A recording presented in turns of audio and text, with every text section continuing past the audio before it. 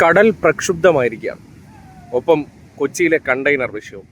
ആ സന്ദർഭത്തിൽ നമ്മൾ എല്ലാവരും ദൈനംദിനം പല ഐറ്റം മത്സ്യവിഭവങ്ങൾ കഴിക്കുന്നവരാണല്ലോ. ആ സന്ദർഭത്തിലെ എങ്ങനെയാണ് ആ മത്സ്യവിഭവങ്ങൾ നമുക്ക് എത്തിച്ചു തരാൻ വേണ്ടി കഷ്ടപ്പെടുന്നവർ അവരവരുടെ ജീവനോപാധികളെയൊക്കെ സംരക്ഷിക്കാൻ വേണ്ടി കഷ്ടപ്പെടുന്നത് നിങ്ങൾ കണ്ടിട്ടുണ്ടോ? ഒന്ന് കാണണം. വള്ളം ഈ മണലിലൂടെ വലിച്ച് കെട്ടി ഒതുക്കുകയാണ്. നോക്കിയേ, കടൽ പ്രക്ഷുബ്ധമായിരിക്കുന്നതുകൊണ്ട് തന്നെ ഇത് രാത്രിയിലെങ്ങാനും ഒരു പക്ഷേ കടൽ കയറി വന്നാൽ വെള്ളം ഒലിപ്പിച്ചുകൊണ്ട് പോകും. അതുകൊണ്ട് അതിനെ തെങ്ങിൽ കൊണ്ടുപോയി കെട്ടി സംരക്ഷിക്കുകയാണ്. നോക്ക്, സാധാ നമ്മുടെ ഈ മണലുണ്ടല്ലോ, കടലിലെ മണ്ണ്, അത് ഈ അറിയാലോ പൂന്ത മണലാണ്.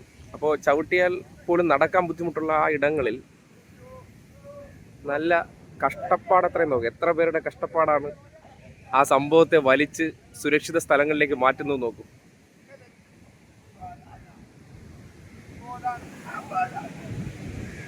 നമ്മൾ ഈ കടയിലൊക്കെ ചെന്ന് മീനുകളും മേടിക്കാൻ ചെല്ലുന്ന സന്ദർഭങ്ങളിൽ നമ്മൾ അതിനൊക്കെ ഈ 10-20 രൂപയ്ക്ക് വേണ്ടി ബാർഗെയിൻ ചെയ്യുന്ന സന്ദർഭങ്ങളിൽ അത് എത്തിക്കാൻ വേണ്ടി അവർ എങ്ങനെയൊക്കെയാണ് കഷ്ടപ്പെടുന്നതെന്നും നമ്മളത് കഴിക്കുമ്പോൾ അതിൻ്റെ ഒരു ബുദ്ധിമുട്ട് അറിയില്ല.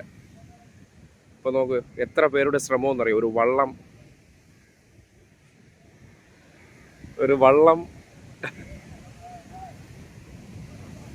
ഒരു വള്ളത്തെ കൊണ്ടുവന്ന് സുരക്ഷിത സ്ഥാനത്ത് തെങ്ങിൽ കെട്ടി നിർത്താൻ വേണ്ടിയുള്ള കഷ്ടപ്പാടാണ്.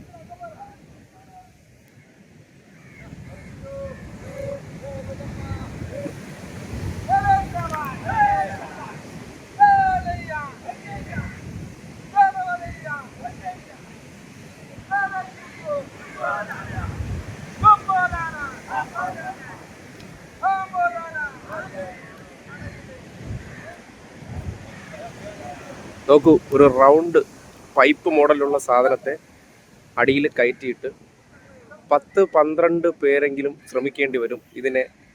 നോക്കൂ, ഇതാണ് കടപ്പുറം. ഇവിടെ നിന്ന് വലിച്ച് കയറ്റി വേണം ഇങ്ങെത്തിക്കാൻ. ഇതിന് മറ്റ് യന്ത്ര സഹായമൊന്നുമില്ല. കഷ്ടപ്പാട് ആലോചിക്കണേ. നേരത്തെ ലൈവിൽ കാണിച്ച പോലെ കടൽ പ്രക്ഷുബ്ധമായപ്പോൾ ഉള്ള കാഴ്ചകളാണ്. അപ്പോൾ